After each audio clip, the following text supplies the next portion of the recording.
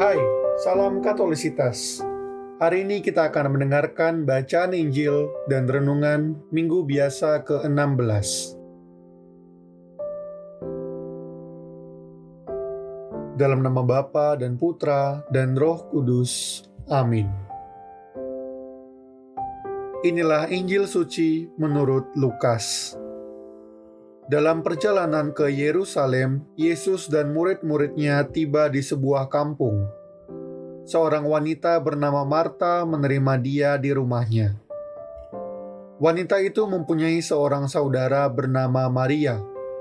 Maria ini duduk di dekat kaki Tuhan dan terus mendengarkan perkataannya. Tetapi Marta sibuk sekali melayani. Ia mendekati Yesus dan berkata, "Tuhan, tidakkah Tuhan peduli bahwa saudariku membiarkan aku melayani seorang diri? Suruhlah dia membantu aku." Tetapi Tuhan menjawabnya, "Marta, Marta, engkau khawatir dan menyusahkan diri dengan banyak perkara, padahal hanya satu saja yang perlu.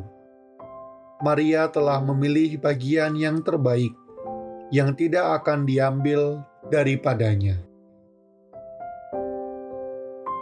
Dalam nama Bapa dan Putra dan Roh Kudus. Amin. Salah satu makanan favorit saya adalah ayam goreng.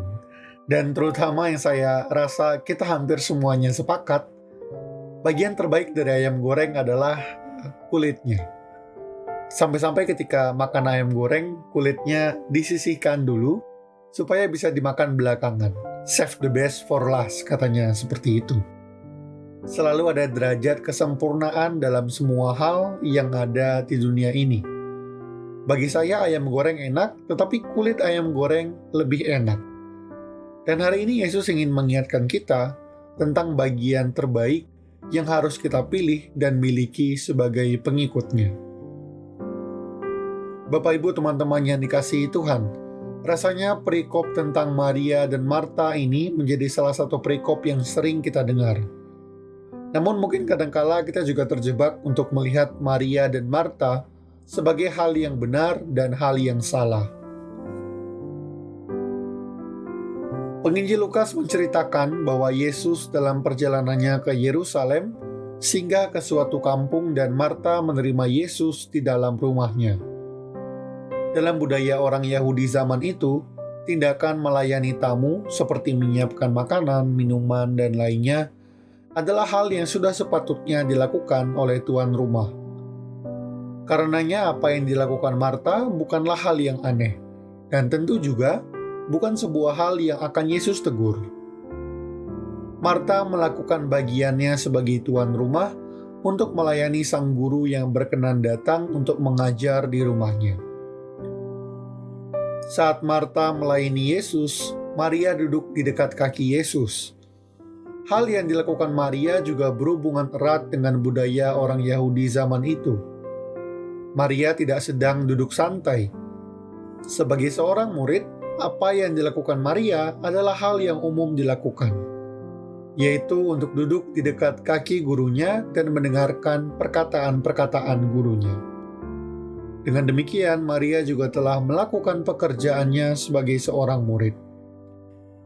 Lalu jika keduanya telah melakukan apa yang benar, mengapa Yesus menegur Marta dan memuji Maria?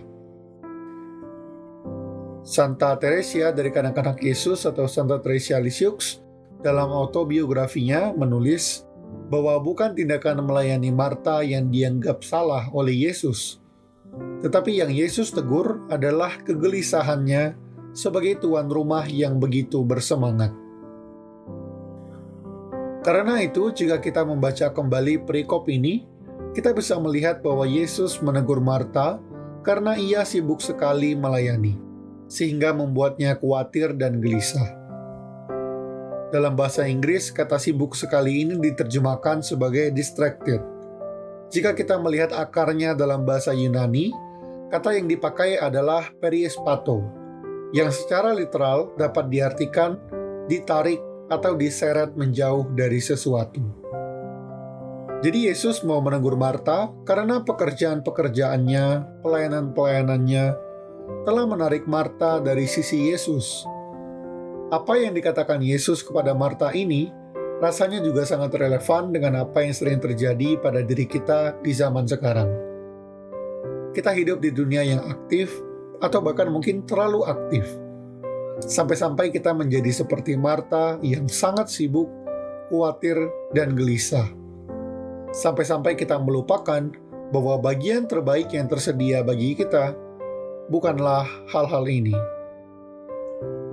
Di sisi lain, Yesus memuji Maria karena ia telah memilih bagian terbaik yang tidak akan diambil daripadanya. Apa yang dilakukan Maria adalah hal yang dilakukan Raja Daud ketika dia bertanya dalam Mazmur tanggapan, "Tuhan, siapa boleh menumpang di kemahmu?" Dan ketika ia meminta, "Satu hal yang telah kuminta kepada Tuhan, itulah yang kuingini, diam di rumah Tuhan seumur hidupku, menyaksikan kemurahan Tuhan, dan menikmati bait-Nya." Maria telah memilih untuk diam di kaki Tuhan, menyaksikan wajah-Nya, dan menikmati kata-katanya. Seperti Daud telah mengatakan bahwa tiada yang baik bagiku selain Tuhan, Maria juga telah melakukan hal yang sama dengan memilih bagian yang terbaik yang dapat ia terima. Oleh sebab itu, Yesus ingin memuji Maria sembari juga mengingatkan Marta bahwa bagian terbaik yang boleh dimilikinya bukan berhenti pada melayaninya. Lebih-lebih ketika pelayanan itu membuat Marta terpisah daripadanya. Yesus ingin mengajak Marta dan mengajak kita juga untuk duduk di kakinya, menyaksikan wajahnya, dan menikmati kata-katanya bersama-sama dengan Maria. Bapak Ibu teman-teman yang dikasihi Tuhan, karena itu kita perlu setidak-tidaknya menyeimbangkan pekerjaan, pelayanan kita dengan hidup doa dan olah rohani. Tentu akan sangat baik jika porsi untuk doa dan olah rohani bisa lebih besar. Tapi tentu itu hal yang tidak mudah untuk kita lakukan dalam tanggung jawab sebagai seorang ayah, seorang ibu, seorang pelajar, seorang profesional. Namun tidak mudah bukan berarti tidak bisa. Karena itu kita perlu memohon rahmat kepada Tuhan agar Ia berkenan mengajari kita untuk memiliki hati Maria di tengah dunia Marta. Sehingga sebagai Marta-Marta lain di dunia ini, kita dapat menjadi Marta yang dalam pekerjaan-pekerjaan kita dapat terus terhubung dengan Yesus dan bukannya terpisah daripadanya. Hal itu pertama-tama dan terutama hanya dapat kita lakukan dengan memiliki kebiasaan doa yang baik. Kadangkala kita terlalu sibuk untuk memiliki dan menyempatkan waktu untuk berdoa. Seperti dalam suatu rumah kos yang terisi penuh, kita perlu mengeluarkan salah satu penghuninya dulu supaya penghuni baru bisa masuk. Waktu kita dalam sehari tidak akan bertambah, hanya akan selalu 24 jam. Karena itu kita harus menyiasati agar dapat memiliki waktu untuk berdoa, yaitu dengan mengurangi hal-hal yang kurang penting dan bisa kita tunda. Misalnya seperti bermain handphone, scrolling Instagram, Facebook, TikTok, all shop, sampai berjam-jam. Waktu yang berharga itu akan lebih baik jika kita pergunakan untuk berdoa, untuk membaca kitab suci, atau untuk membaca tulisan-tulisan rohani lainnya. Atau jika itu dilakukan pada malam sebelum tidur, maka lebih baik kita tidur daripada bermain handphone, supaya bisa bangun lebih pagi dan lebih segar untuk berdoa. Jika kita belum punya kebiasaan doa, paling minimal yang perlu dilakukan adalah untuk memiliki kebiasaan doa pagi dan malam hari. Santo Fransiskus dari Sales menganjurkan agar setiap dari kita memiliki waktu doa setidaknya setengah jam setiap hari. Kecuali jika kita sibuk, maka ia menyarankan agar kita memiliki waktu doa setidaknya 1 jam setiap hari. Tidak, Bapak Ibu tidak salah mendengarnya. Memang demikianlah yang Santo Sales katakan. Ia ingin menekankan ketika kita menjadi semakin sibuk, bukannya mengurangi waktu doa, justru kita harus menambah waktu doa. Ketika kita mengatakan bahwa pekerjaan-pekerjaan kita di dunia ini adalah pekerjaan untuk memuliakan Tuhan, bagaimana mungkin kita malah mengurangi dan bukannya menambah waktu doa ketika pekerjaan kita bertambah? Terutama ketika itu menyangkut hal pelayanan. Semakin banyak pelayanan kita perlu 2 kali lipat untuk memperbanyak waktu doa kita.